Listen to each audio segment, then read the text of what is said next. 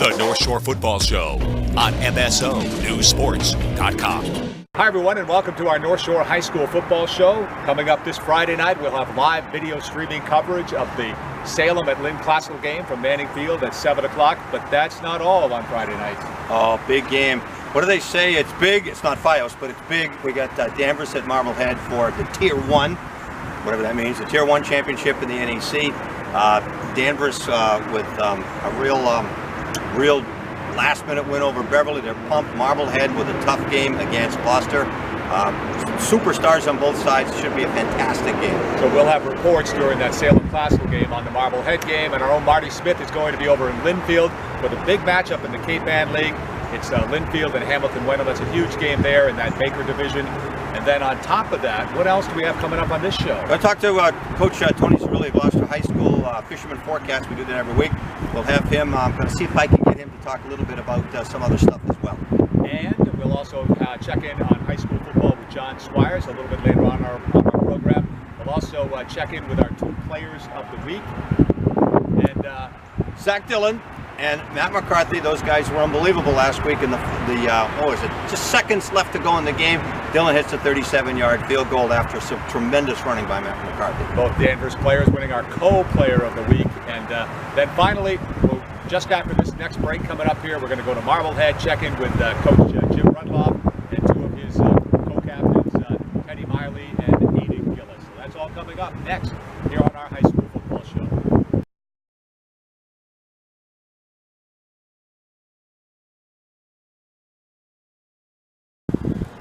Well, Coach, tell me about the season so far. You're undefeated right now at 6-0, but it's been an interesting year, hasn't it? Yeah, it's been different in that it hasn't been an easy road for us. You know, last year we had so much success. We had a lot of seniors, a lot of senior leadership, a lot of very good players. This year, you know, right away, you know, we were down anywhere between 4 to 6 2A starters in every game.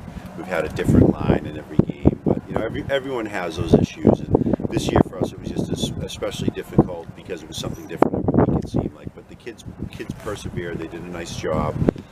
We didn't have pretty wins, but we had W's, so we have to be happy with that. Coach, tell me about Danvers coming in here.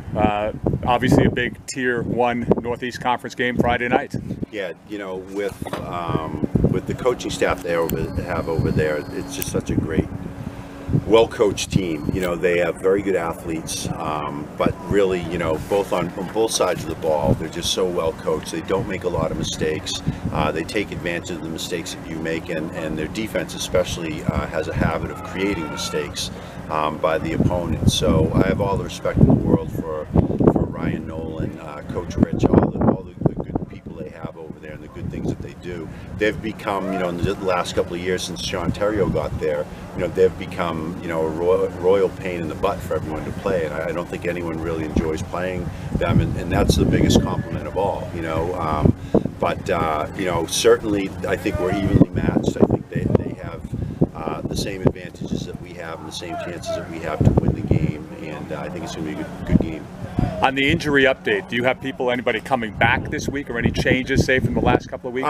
It's a matter of getting guys a little, they're a step closer to being healthier. You know, last week we had a couple guys return that were at 75%. You know, I'd like to say that everyone's healthier, you know, knock wood, that no one got re-injured or aggravated an injury. So hopefully, you know, we should have a complete, you know, lineup as complete as we can get. We still have a couple guys that are out though. Because it's been an unusual year, as you mentioned earlier, with all these injuries and people out of the lineup from week to week, when you look back at what's happened so far, what are you most satisfied with that the team's been able to accomplish? You know, defensively, we've done some nice things. With the injuries, we've gotten a lot of guys playing time. You know, so we have a lot of options now. We have 4 or 5 running backs. You know, we have 4 or 5 options at a couple different positions, and they may not be the best options, but all of these guys have played that much, and so that's nice. You know, we're more flexible than I thought we would be, but certainly some areas that I thought would be strengths for us have not turned out to be, and we're trying to fix those areas, and we're trying to get better in those positions.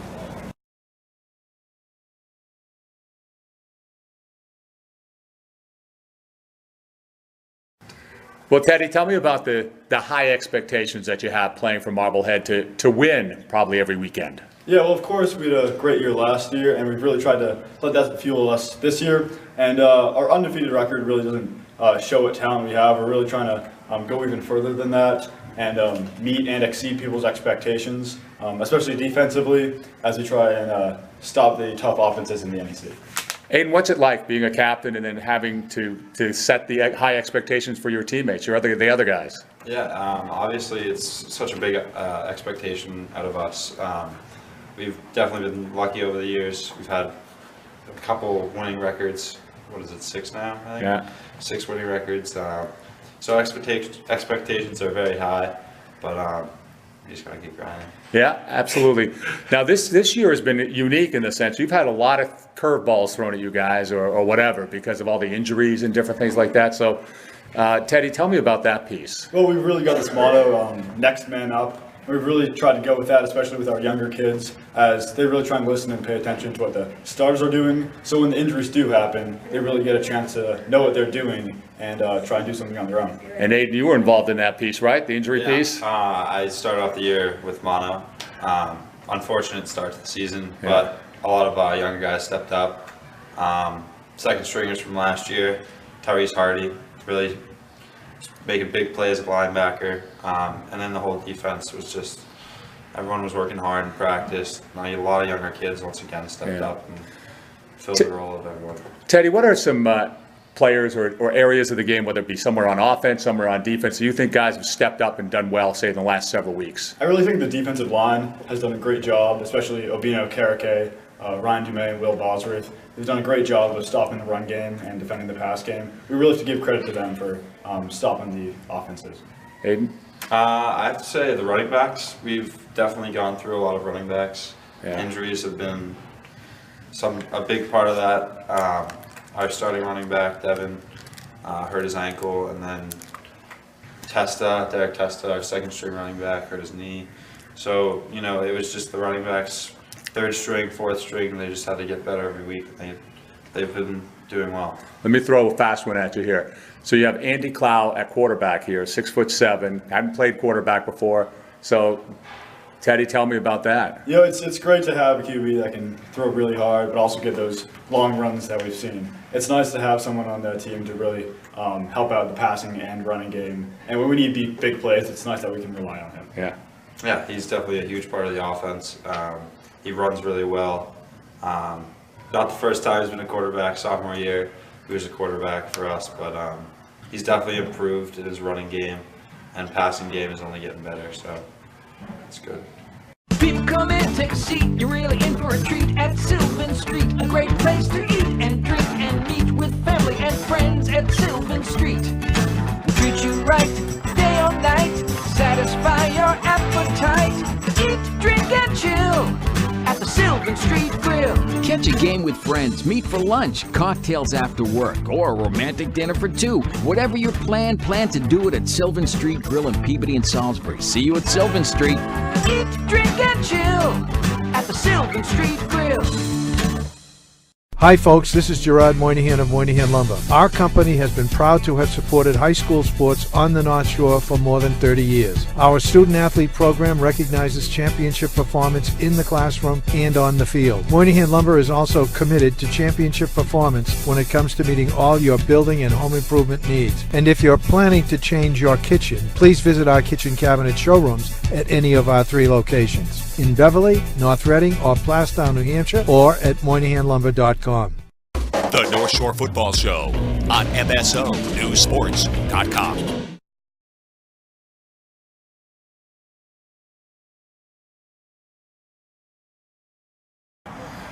Well, Jeffrey, what's it like? You're heading back to Manning Field for the second straight Friday night this week to take on Lin Classical, having played really a good football game last week, albeit with a 1-point loss to English.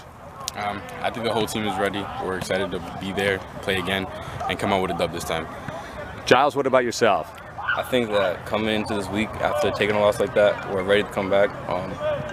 To start the week, we've had a good comeback. We're focused and we're locked in. What's practice been like this week from week to week? Is this the same as most weeks, or is it a little bit different? It's a little bit more up-tempo. We're more focused because we know that we could have took the W. Yeah. So we're kind of trying to get revenge almost. Yeah. Jeffrey, what about yourself? Looking at practice this week. I think it's been more. I would say it's been more up-tempo. The coaches are leaning on us more to pick it up the whole team as a whole leadership group, meaning the seniors. Yeah. So that's about it. All right. Last question, guys. So even though it was a loss, there had to have been some really positive things because English has been a very, very solid team all this year. What were some of the positive things you thought that you should take away as a team out of last week's game? Every time they were getting yards on us, we lined right back up. We were ready to go back on the next play and stop them every time. Yeah. No matter what, during like a penalty or a setback, we always knew that we could come back, and we stuck into the very last play of the game. No matter what happened, we were ready to go for the next play.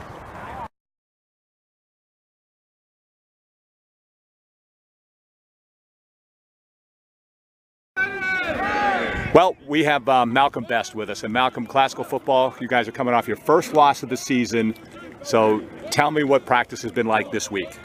Honestly, we've been practicing hard, and we're just trying to get back at it. I mean, we know that we've lost, and it's not what we wanted, but it happened, and it's nothing that the boys can't bounce back from, you know? Well, Chase, I know you had a big defensive game, Chase Buono, last week against Somerville.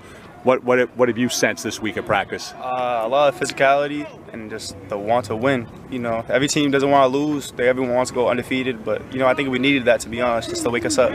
Let me follow up with, what's been going right with the team? I know you got the loss last week, but overall, if you were to summarize, what's been going right with this team? To be honest, I think everything is so far.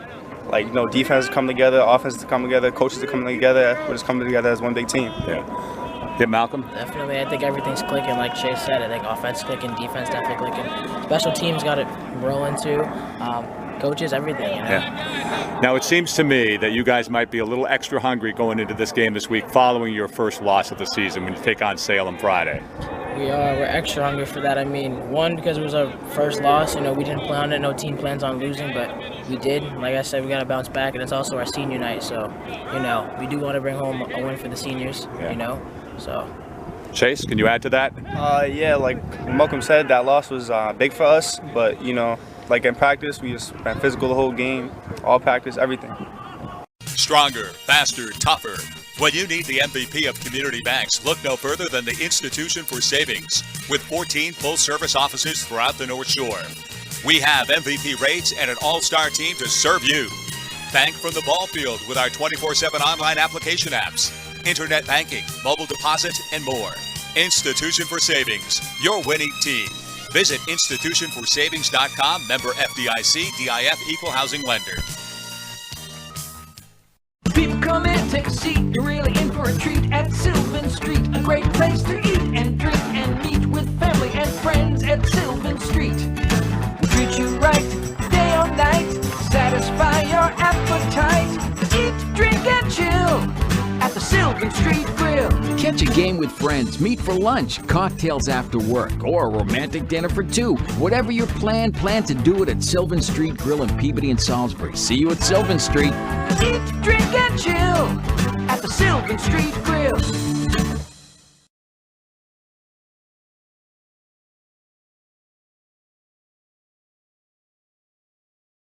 All right, here we are with Fisherman Forecast. Gloucester coach Tony Cirelli. And Coach, a tough loss last week against a really good Marblehead team. And as we talked, boy, you make one little mistake. We talked last week about it. Marblehead's one of those teams that if you make a mistake, they make you pay. And I think we made, a couple mistakes that really cost us. One being that penalty at the end of the first half that led to a touchdown.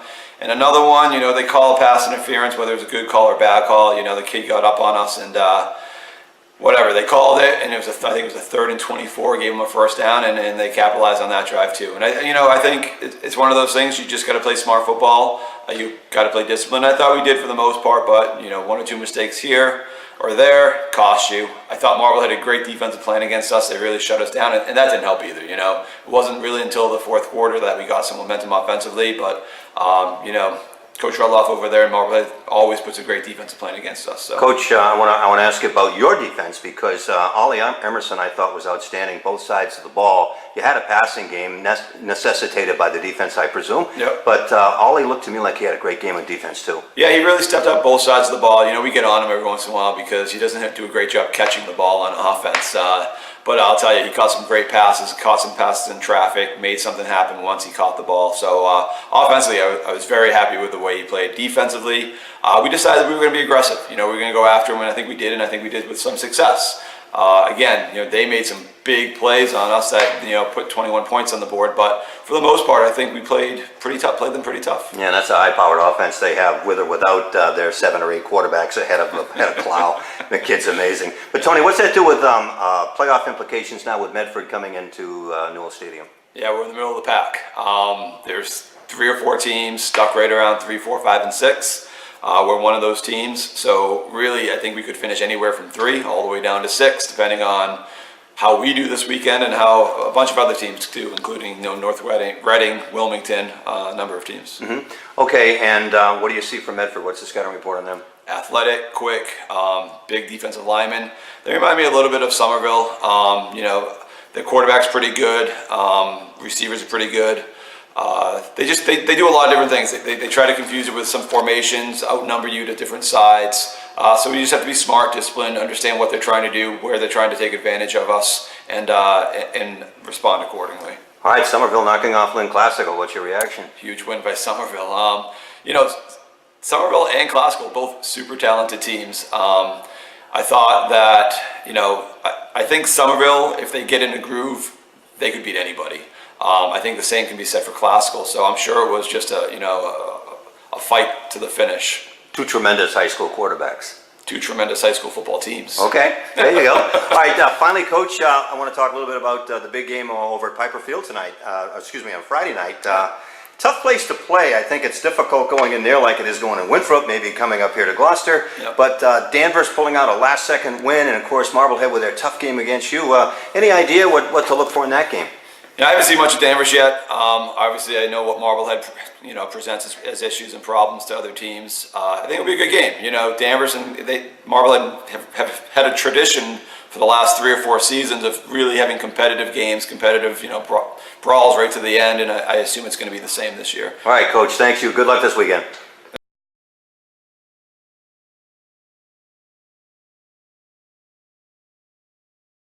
Like Coach, you know, and I were talking about, and Rick here, crazy game, back and forth. You guys take the lead, they come back, up and down. I mean, to get a win like this, Zach, what does this do for you guys, confidence-wise, and moving forward? Get a little spot right there. Yeah, it's fine. Okay.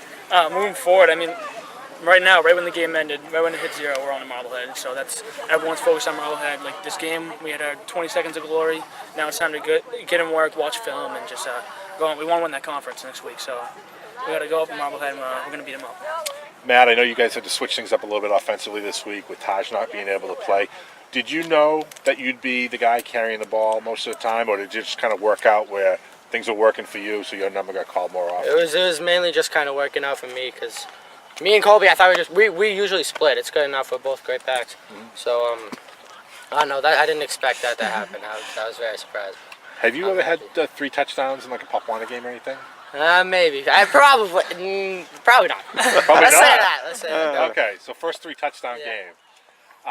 Tell me about your field goal. I know this is still relatively new to you, kicking field goals and all, but as I said to Coach, you were very calm. It didn't seem like you were nervous at all. I mean, and for all I know, you were a bundle of nerves inside, but tell me. Well, I mean, we do it every week in practice. We get the whole team on the other side, and they have them screaming at me for trying to win a game-winning field goal, and we knew that I needed one big play to win this game, and we came out and we did it, so we're on top.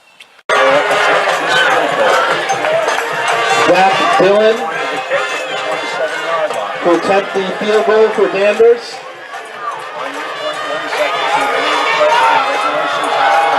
38-yard field goal attempt.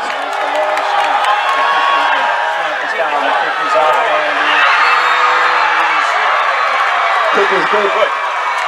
And the Danvers Falcons have gone up on top 24-21 with 22 seconds remaining to play in the fourth quarter.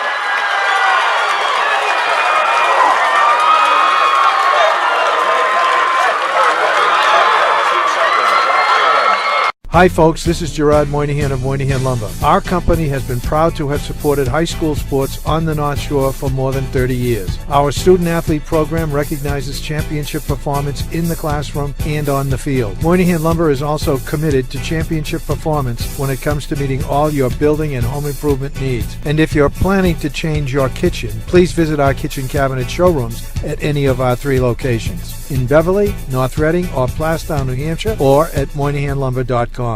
Stronger, faster, tougher. When you need the MVP of community banks, look no further than the Institution for Savings, with 14 full-service offices throughout the North Shore. We have MVP rates and an all-star team to serve you. Bank from the ball field with our 24/7 online application apps, internet banking, mobile deposit, and more. Institution for Savings, your winning team. Visit institutionforsavings.com, member FDIC, DIF, equal housing lender. Well, our football show rolls on here. John Squires joining me. Plus, we have these festive decorations up behind us here for the holiday season, so we've really outdone ourselves this week. Thank you, John, for that.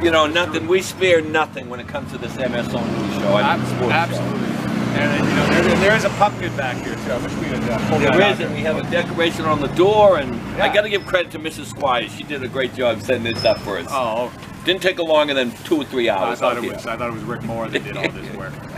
All right, well, let's take a look back at some of the big performances, individual high school performances from a week ago. Well, you look at the season as we're starting to peer down. This week is a big week for all the teams because after this week, Sunday morning, Monday morning, they have the pairing coming up for the upcoming state playoffs. But there were some big performances last week, and you start right out of the chute with Colin Furry throwing his 15th, 16th, and 17th touchdown pass over Revere.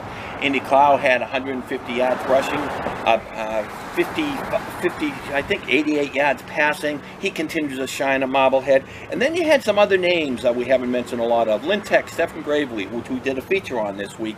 I had a great game, 154 yards. He had pick 6. They're rated number 1 in Division 8. They're 6-0 and they're undefeated. He's had a great game. And also, let's not forget Saugus won their first game against Winter. Mike Mahan had 4 touchdown passes. Tommy Lappin from Triton went close to 310 yards up there as they won their second game. And then Calvin Johnson continues to shine. We had also Matt Severance. Not only, interesting we talk about Matt Severance and the undefeated Lin English Bulldogs. Not only is having a great year offensively, he's a key from a safety position, Bill. He could probably make an all-star team as a safety or as a quarterback. And they've done a great job, and they won a squeaker over Salem. Vinny Gaskin continues to lead the North Shore in rushing, but English held him to 33 yards rushing the other night. You did that game, and I don't think he got more than 40 yards rushing, I'm pretty sure, right? He's a great back, but English did a great job, and the defense continues to shine. And I'm looking at Damas. Matt McCarthy had 2 touchdowns. Eric DeMeo from PVD had 144 yards rushing. And finally, Pat Gillis from Ipswich had 203 yards rushing. So we have a lot of individual performances and a lot of individual stars starting to shine for all their teams. Gotcha, yeah. And, John, where else do we want to go here? Do we want... Well, let's talk of this right now. As unofficially, and this is unofficial stuff, we have the stat leaders rushing, offensively, passing, and receiving. Vinny Gaskins, as I said, leads the North Shore in close to 800 yards rushing. Icy Preem has 660 yards rushing, and then followed closely by Peter Kasakis from Masco has 500 yards. Colin Ferrari, as I said, leads the North Shore. He leads the division, his Division 5 in passing, 17 touchdown passes. Matt Crowley from St. John's Prep has 712 yards in 3.5 games and 8 touchdown passes, and Nicky Barry has 7 touchdown passes. Let's not forget our neighbors over to Lin Classical, the Ridley boy, Keith has 10 touchdown passes. Finally, in receiving, Derek Marino has 6 touchdown passes and close to 750 yards on receiving.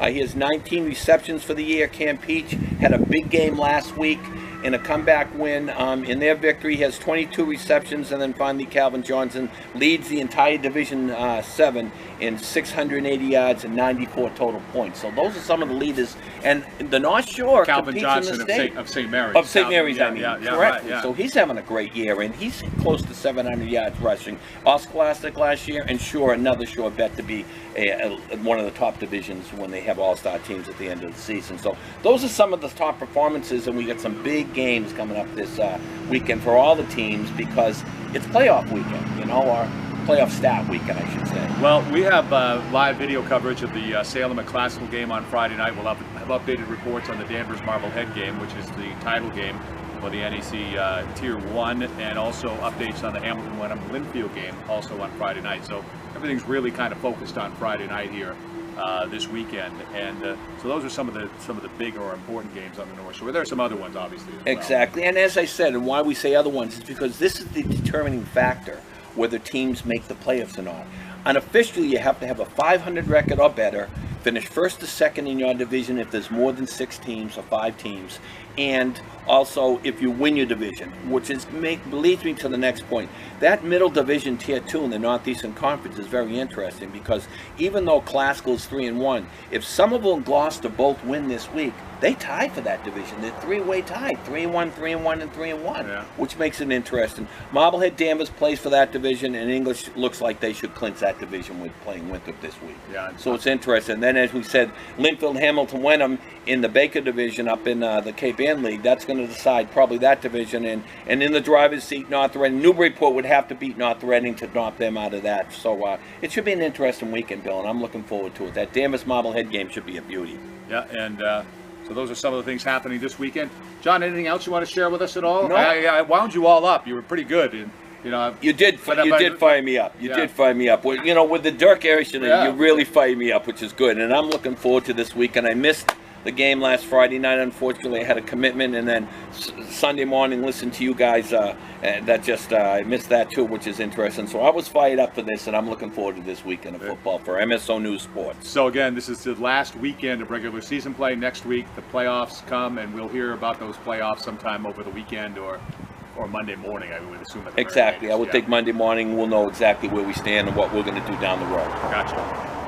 The North Shore Football Show on MSO News Sports.com.